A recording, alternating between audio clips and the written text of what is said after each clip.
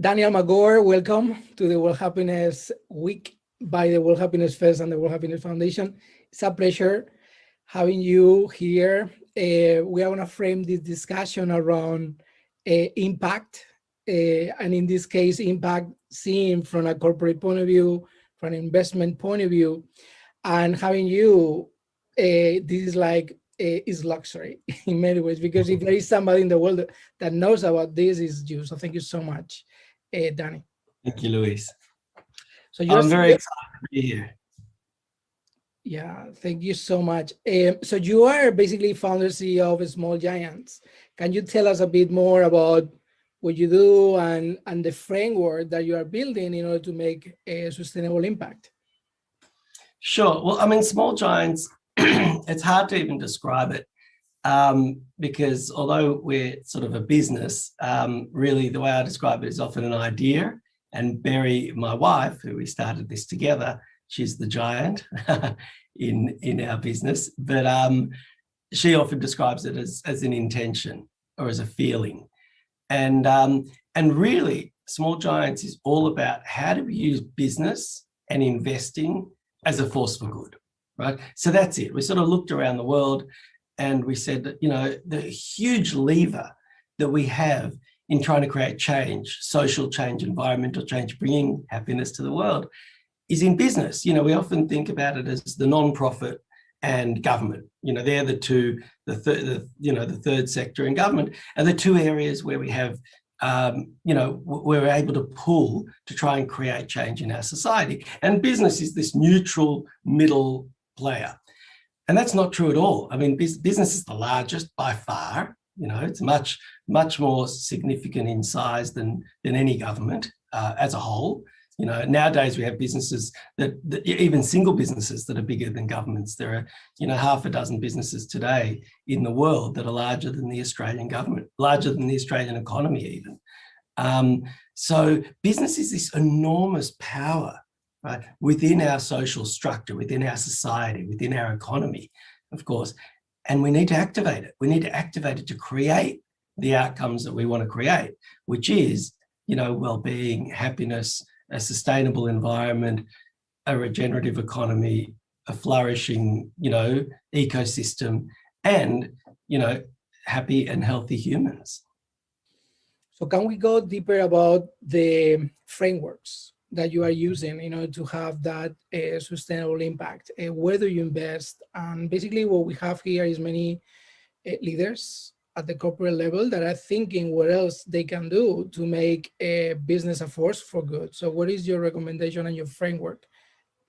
Sure. So I mean, we started, so Small Giants, think of it as probably more on the investment side. We invest in businesses, but we also do start businesses as well. So we are occasionally creating enterprises. From the business perspective, we really looked at something called B Corporation. I'm sure many of your listeners have heard of that, but if you haven't, it's essentially a group of businesses that have committed themselves to putting purpose first, to say, you know, we are here to try and make a difference in the world. Profit, of course, is important, but, you know, I always think of profit or money coming into a business like food in your body. You know, I don't live to eat. But if I don't eat, I can't survive. And that's a question around profit in business. Profit is essential. You know, it's not a bad word. It's not a bad term, right?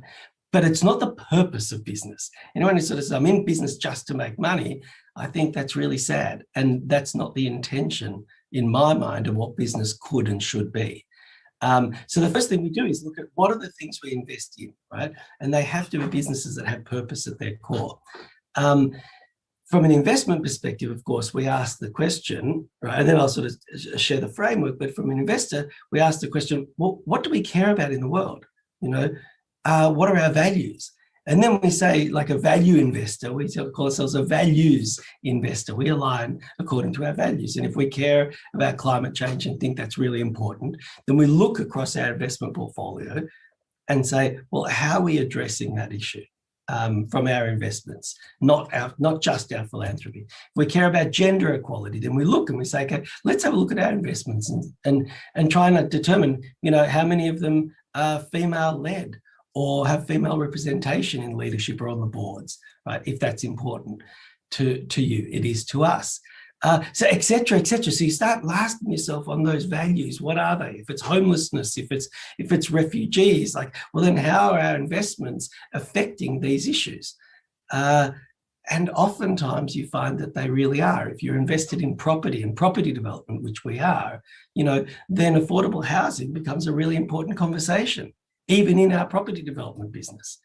So what we've done is we sort of looked at it from that perspective. Okay, we now know the kind of the concept, the criteria of businesses that we're looking for. And we now know the values that we, in terms of B Corps, like the types of businesses we look for, and we know the values that we have, the things that we're trying to change in the world. Like a good question to ask is, what type of world do we want to live in? What type of world do we want to leave our kids? It's a great way to start. So we answered that from an investment perspective. We set our values. And then we needed a framework to sort of say, well, there's a whole universe of things that we could do. And we looked at it from a few different perspectives, but essentially we came to a number of different categories or sectors that we felt could have a meaningful impact. And if you think about it in a simple way, think of Maslow's hierarchy of needs. And we sort of looked along the bottom part and said, well, let's take some of the foundational things. We also aligned it to, there's a book called Drawdown, which was edited by Paul Hawken, talking about how do we draw down carbon to try and reverse global warming. And he also created sectors that are very similar to the ones that we come up with. So we felt very good that it's sort of, it serves both the basic human needs, as Maslow sort of described, and also the environmental needs, as Paul Hawken sort of described in his book, Drawdown. So we came up with the idea of the built environment, where we live, energy, food and agriculture, what we eat. I mean, these are all fundamental things, right? The concept of circular economy, which is waste. How do we deal with waste? And then the last one, I should have done it like that. The last one itself, which I think is the thumb, is finance.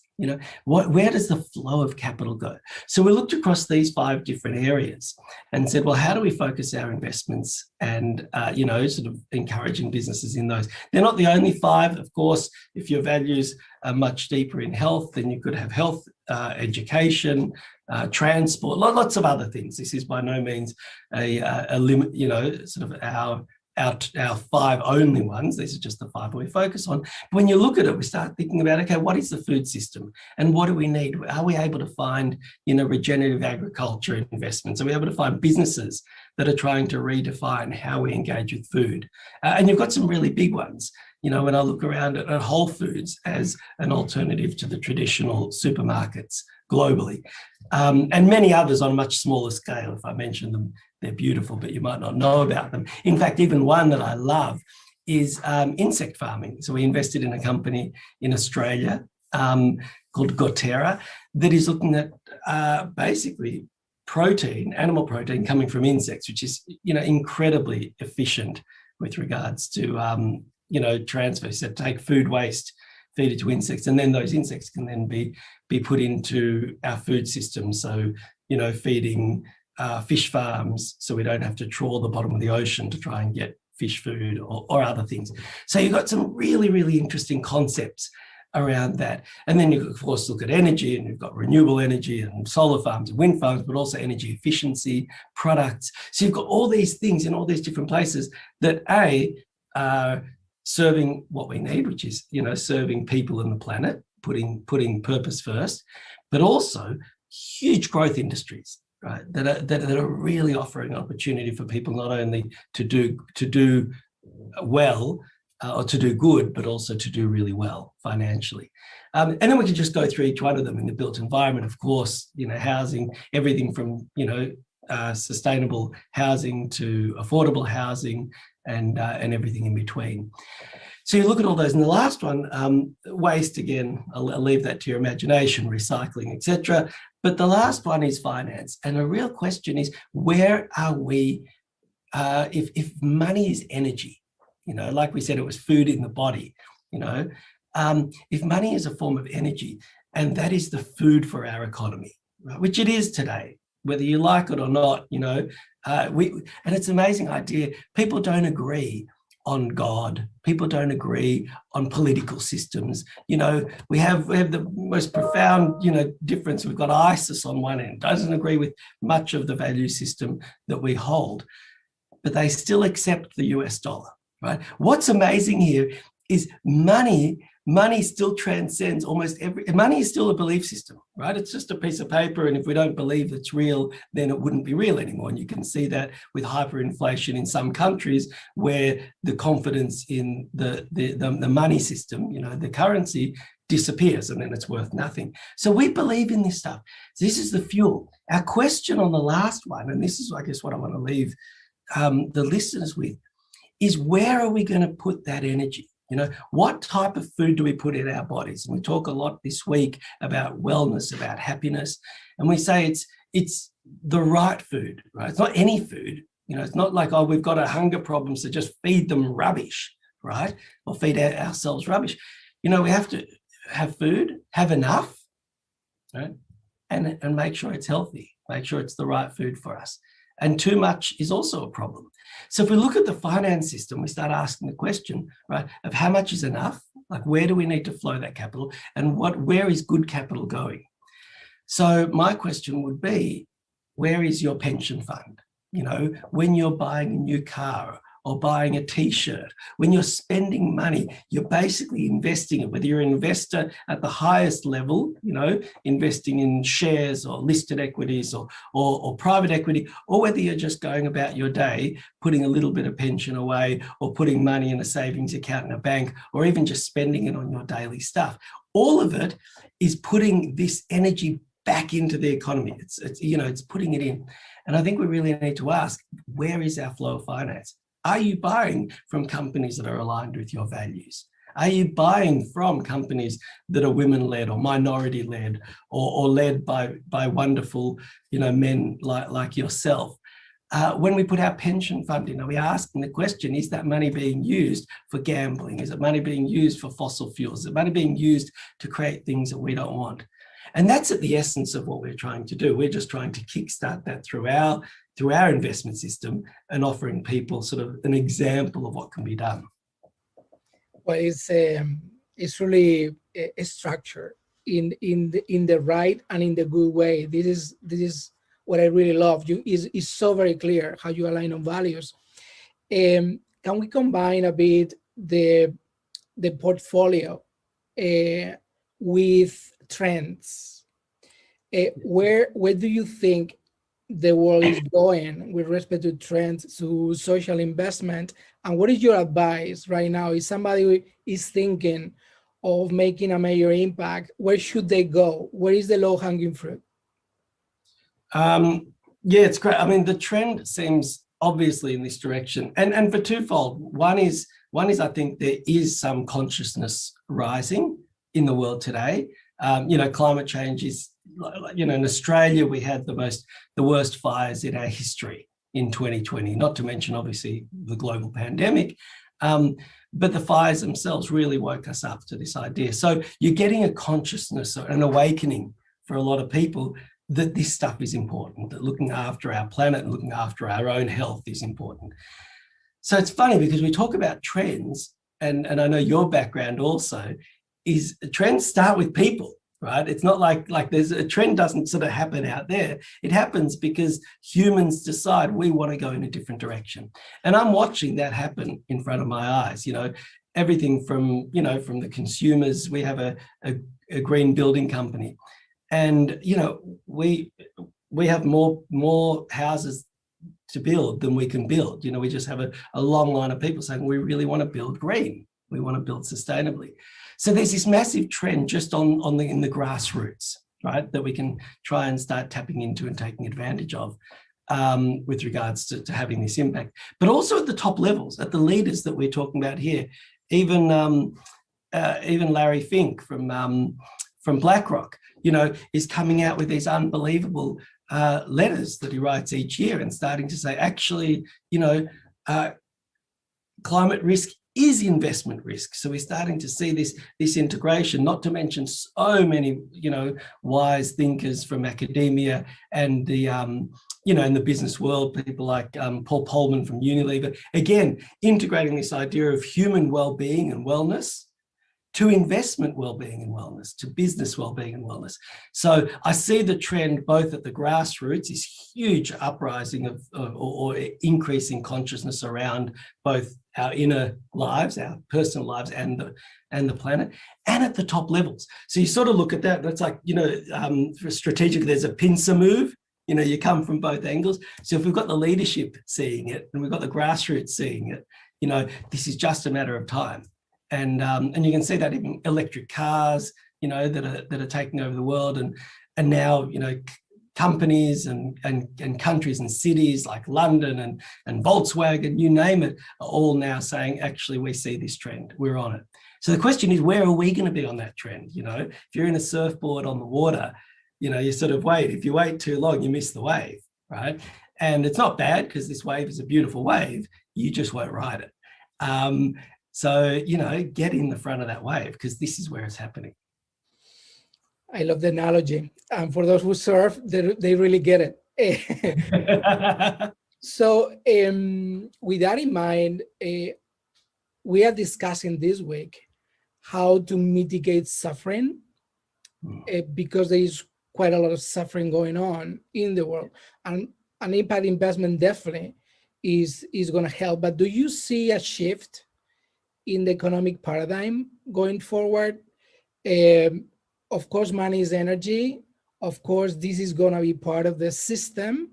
But do you see anything going on from a macro political and macroeconomic level that we should be looking at?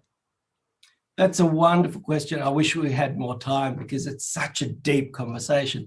I do think there's going to be a shift. You talk about capitalism, which I just love that name. And I think the capitalist system, and it's not capitalism. I think we get attached to words and sort of, if it's not capitalism, then it must be something else. These are all evolutions. These are all iterations of ideas, where we sort of say that version is not working for us. So we either need to adapt that version and sort of say, capitalism has worked really well to take a whole lot of people out of poverty, but it's also created a massive divide, at least modern capitalism, neoliberalism, a massive divide between rich and poor, that you've got, sort of 8 people at the top that have more wealth than the bottom 3.5 billion. Right? So that disparity of wealth cannot continue. And there's lots of research around that. There's a book called The Spirit Level that talks about where when the disparity gets too great, you just see all these health indicators like crime and anxiety and depression and all these things start increasing. So we know that to hold well-being, we have to create a system that is more just and fair. And I think that whether that's a redesign of capitalism or whether that's a new system altogether, I'm not sure. They're big conversations, but I think like anything, what we need to have small steps to get there. Like in any case, revolution, I'm not interested in World War III to get us to what the next version is. I'd much rather us be able to do it together, right, in some kind of iterative process rather than some massive sort of, a catastrophic event that forces us there. And that's what we're talking about. We're going to move one way or the other. Like it's unsustainable. We're using almost 2 planets worth of resources and we only have 1 planet to use. So we're going to hit that. In my mind, it's a bit like, the Prius, when Toyota brought out the Prius. And I remember, people said, but it's, it's still not perfect. It's still not all electric. And you're like, no, but it's a bridge, right? And I think what we're talking about here are bridges to this next economy. And of course, there's no perfect economy. When we get to the next economy, then we'll have to look at that and say, okay, well, what's not working in that one, in that version, right? And what's the bridge to the next? And see if that, I think it was Martin Luther King, the arc of time bends towards justice, or the arc of the universe. And that's the idea, but we've got to walk on that path. So for me, impact investing is not the perfect answer, and better business as a force for good is not the perfect answer, but it is a step towards there. It opens up new ideas. And for me, can businesses treat their staff in a way that honors them for the gifts that each human brings to this world, and if we start doing that, maybe we'll see a lot of these issues that we have, from disparity, instead of paying a CEO, 200 times what the lowest staff member is worth, which effectively on a financial basis is saying this person is that much more valuable. To how do we treat women in the workplace, or maternity leave when, women leave the workplace to have babies, and how do they come back? How do we try and bring in people with disadvantage, whether they're coming from socioeconomic classes or with physical disadvantages. So business has a profound opportunity to be part of that bridge to this next economy. And if we don't do that, we'll what is it? You look at France and Russia and every other place that we didn't take care of the people, and the people revolted. And from a business perspective, we need to start seeing ourselves in the responsible place that we are. I love it. And we know, and we know this together, that we cannot be indifferent.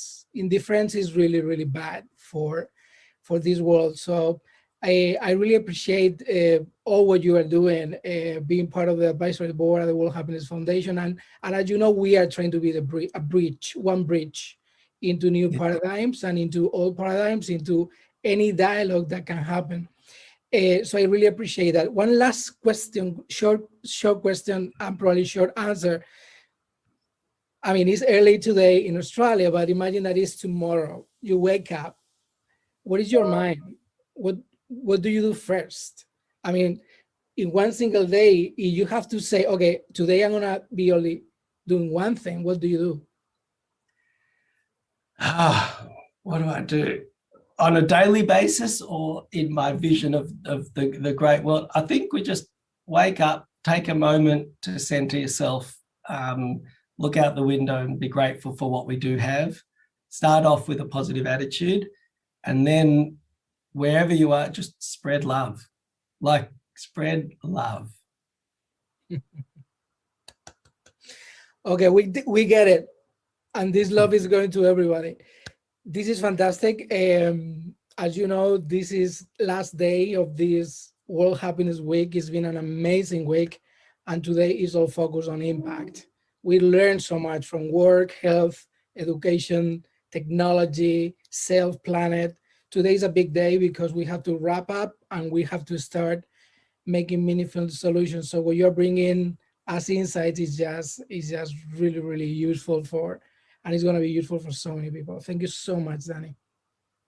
Thanks, Luis. It's just beautiful to be able to do it together. Thank you. Bye.